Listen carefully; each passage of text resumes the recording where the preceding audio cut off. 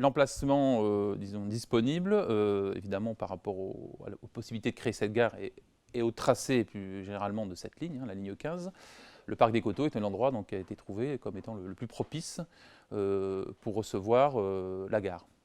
Évidemment, c'est un endroit très intéressant, mais c'est aussi un endroit paradoxal, puisque une ville comme Vitry est une ville assez dense, et le parc, c'est une respiration. Voilà, c'est un endroit que les habitants de Vitry aiment, voilà, dans lequel ils se promènent régulièrement, et donc il s'agissait de s'implanter dans cet endroit-là, en créant, évidemment, en gardant l'idée du parc, tout en créant un bâtiment.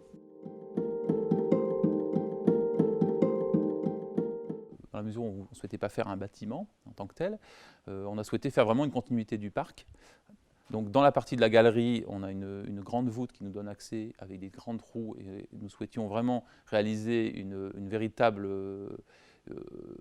sensation, une sensation qu'on peut éprouver entre le fait de parcourir cette galerie qui nous amène à la gare et le parc. C'est-à-dire en permanence, quand on est dans cette galerie, par l'intermédiaire de ces grandes trémies, de ces grands trous, on peut voir le parc.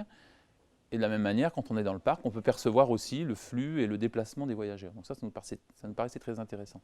Ensuite, une fois qu'on a franchi cette galerie, on a parcouru cette galerie, on arrive évidemment sur la gare proprement dite souterraine. Là, on a évidemment l'accueil, voilà, la vente des billets, des commerces, etc. Et ensuite, on descend dans ce qu'on appelle un puits de descente, pour employer un terme technique, un puits de descente qui nous amène jusqu'au quai. Donc cet espace-là aussi nous a semblé très intéressant, très motivant, voilà, on est très profond.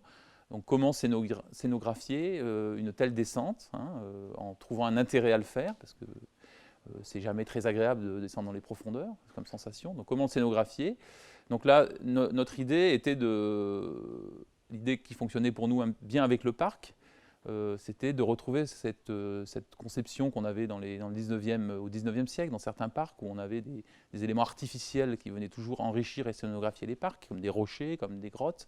Et c'est un peu cette idée-là qui nous a inspirés en se disant, évidemment dans une transposition plus contemporaine, comment recréer cette sensation de rentrer dans des tréfonds, non pas dans un espace entre guillemets design, voilà, mais plutôt un espace scénographié un peu plus brut, qui nous fait plus penser, qui fait plus référence à quelque chose de tellurique, à quelque chose de souterrain, des parois, des ambiances, de manière à ce qu'on laisse toujours